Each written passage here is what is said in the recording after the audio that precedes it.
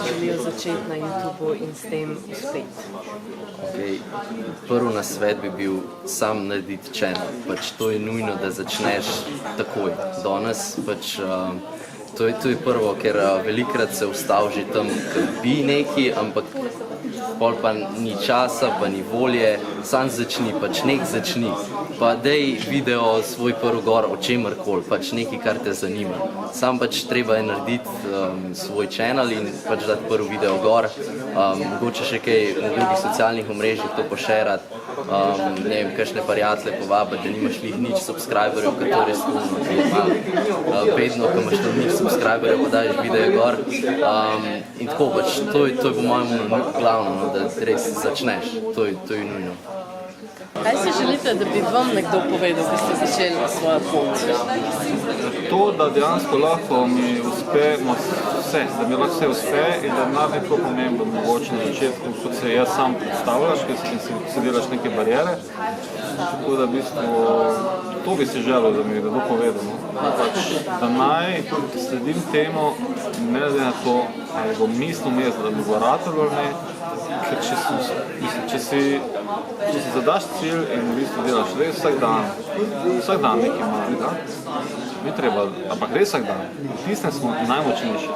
Tiste naša največja, ali je to hobi, nekdo, ki vsak dan kolesari, je tam močen. Nekdo, ki vsak dan, ne vem, hodi v hribe, je tam. Nekdo, ki riše vsak dan, je tam močen. Hočem reči, tisto, kar delaš ti vsak dan, tam si res močen.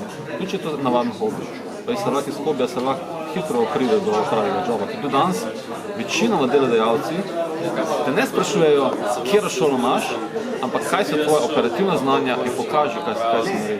Pokaži, kaj si naredil in kaj znaš.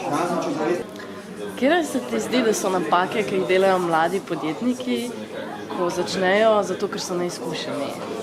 Največje napake?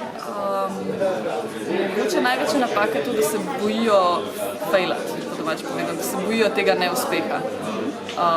Ker neizkušen si, nimaš pojma, kaj delaš. Zdaj, prej, ko boš propadel, prej se boš lahko naučil iz tega in pol nadaljeval na tem znanju, ki si ga dobil.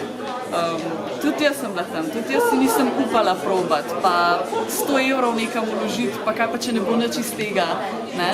Pa sem zgubila 100 evrov. Ne, nisi izgubil 100 evrov. Pač vložil si jih v neko znanje, ki ga ne boš drugače pridobil.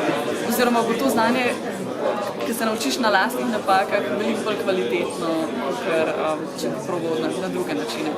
Tako da ne se bati propaditi. Imaš še kakšen nasvet za mlade, ki si želijo bodisi začeti s YouTubeom, ali s svojim podjetjem, ali s katerim od teh področij, na katerih si aktivna?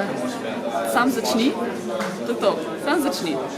Ne jutr, ne pojutršnjem, zdajle danes. Telefon imaš v žepu, brezplačni programi za montažo, so na voljo v vseh app storjih. Sam začni, to je to, ni pravega trenutka, žal. Imate še kakšen nasvet za mlade, ki hočejo začeti s tistim, kar jih veseli, iz hobija narediti biznis? Yes, slediti sanjam, pa ful delati. In tak nasvet je lahko povezan s fizično pripravo. In sicer, če bo v fitnessu se odločil postati lepo grajen, ne bo po 2 tednih lepo grajen. Po 2 mesecih so mogoče malo poznali. Po 1 letu, 2 letih, fucking lepo narejen. Se pravi, ustraja. Pri fizičnem delu enako kot jasno pri umskem delu, pri delu, pri napredku, pri uresničevanju